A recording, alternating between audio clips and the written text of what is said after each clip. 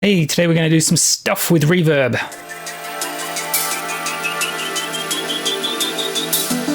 Hey, so today I'm going to be showing you a couple of ways to sound design or space design your reverbs. And so the things we're going to be concentrating on today are how big is the space? How hard are the surfaces? Is that space filled up or is it empty?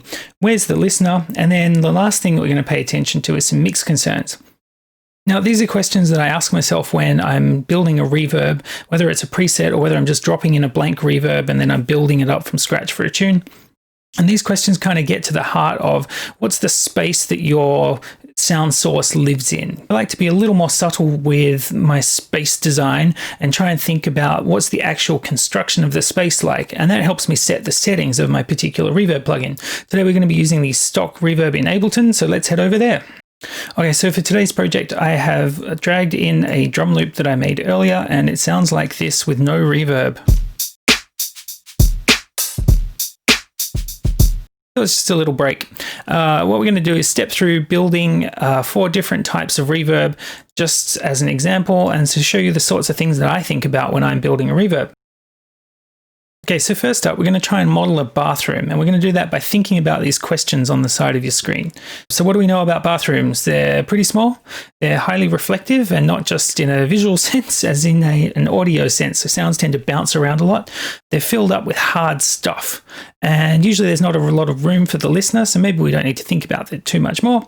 And they tend to create quite like bright reverbs, so we want to think about those things as we're building this up. So I've set the quality to high, but otherwise I've just turned off everything to start with. Let's have a listen to what we've got at the moment.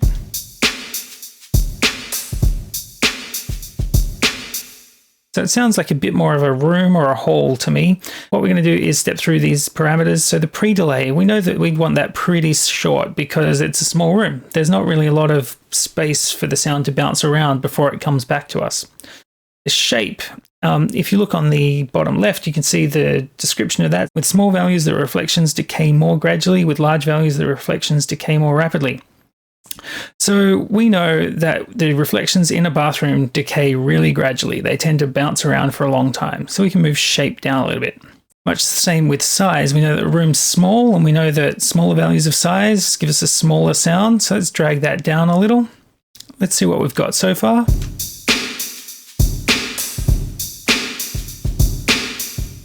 To me, that's already sounding a little more bathroomy. It's got some more strange resonances in the low downs. Stereo.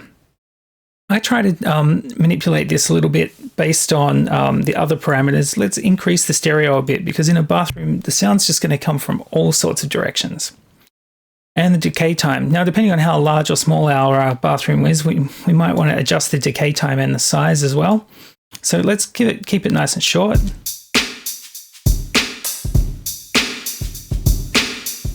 Say around a second feels right. Density. So this is one of the values that we can use to simulate whether the room is full of hard stuff or soft stuff. So reading the bottom left again, this controls the diffusion network's density. Low values produce thinner sounding echoes, higher values produce denser ones. So I think we want a pretty dense echo. And scale, again, we can use a higher setting to create a darker sound, which isn't probably what we want. Let's check it out though. So we probably want something more bright. The next thing we're going to do is use the diffusion network to really kind of amp up the bathroominess of this. What I'm going to do is use the low filter and just bring it down a little to taste.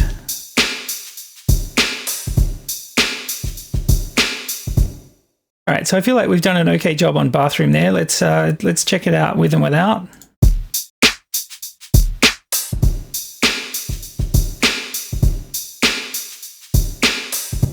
I might even go shorter on that because it sounds a bit like a train station bathroom instead of a bathroom in a suburban house. Let's check this out.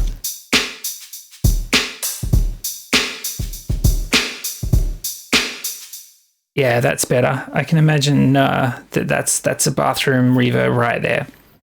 All right, so I've dragged in another default reverb just so we can A/B between those, and I'll turn them on and off.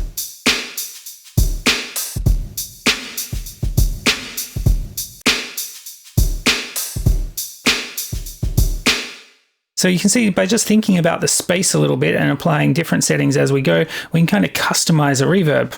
Let's move on to a living room. Okay, so we're going to build up a living room sound now. Here's the default again, in case you've forgotten.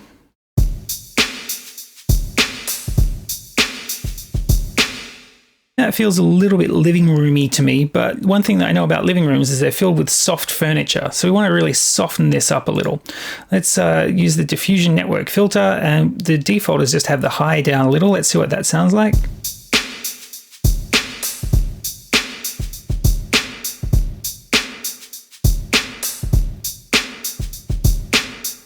That sounds okay. It sounds a little bit like a hall because it's so long. Let's tidy this up. All right, let's have a smaller room. Pre-delay is nice and short already. The shape's right in the middle, so we probably don't need to bring that down any further. And density. Look, I think lounge rooms tend to give pretty thin sounding reverbs, and they certainly are darker, so let's turn scale up as well. Let's check how this sounds now.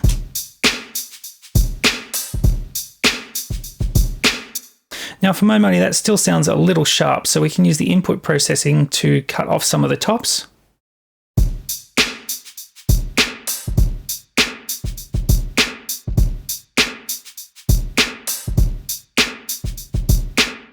I feel like we've got a nice living room reverb right there. If we compare that to our bathroom, we've used the exact same tools and the same technique, but we've got quite a different result.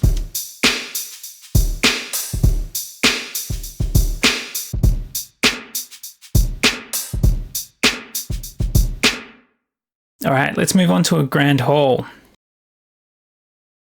All right, so I feel like a grand hall is a pretty big space, so a size somewhere larger than the living room is a good idea. I feel like the pre-delay is going to be a lot longer because the sound's going to have some time to travel before it comes back to us again.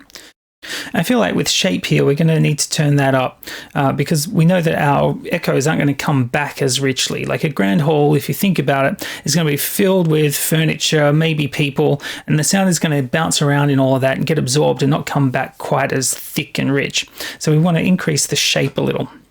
Definitely the decay time is going to be longer, and the stereo, let's leave it where it is. The density. So I think that we're going to need a fairly thick sounding echo to make it sound like the sound has been out there bouncing around off a whole bunch of surfaces before it comes back. And the scale, you guessed it, up further because we want a darker sounding reverb after it's been bouncing off furniture and people. So just with a few tweaks there, let's see what we've got.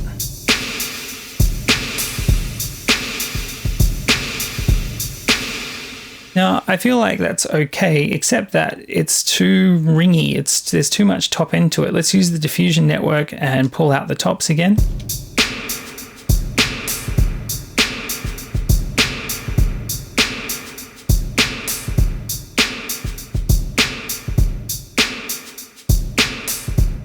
There we go. I feel like we've got something nice there. We could even accentuate the high cut by using input processing again.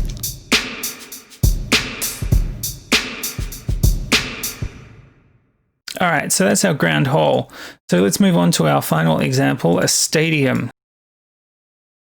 So what do we know about stadiums? They're really big, they're filled with lots of hard stuff. A lot of the sound isn't going to come back to us, it's just going to bounce around and get really washed out.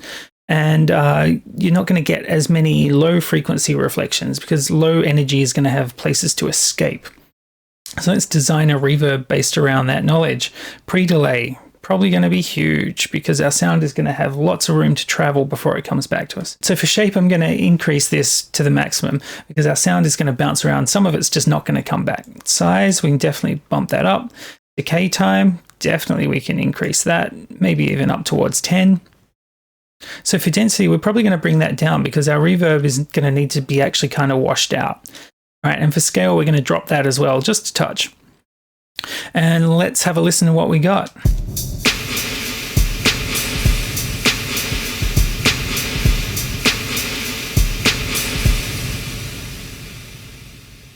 Yeah, that sounds pretty huge. What we can do is take out some of the lows in the diffusion network.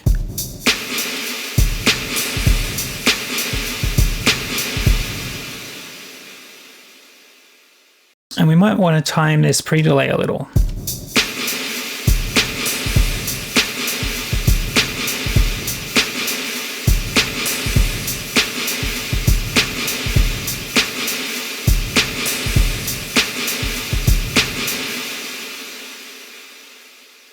All right, and also to get something a little more usable, because there's a lot of hiss going on from this thing, we can use the high cut on the input processing just to round it off a little.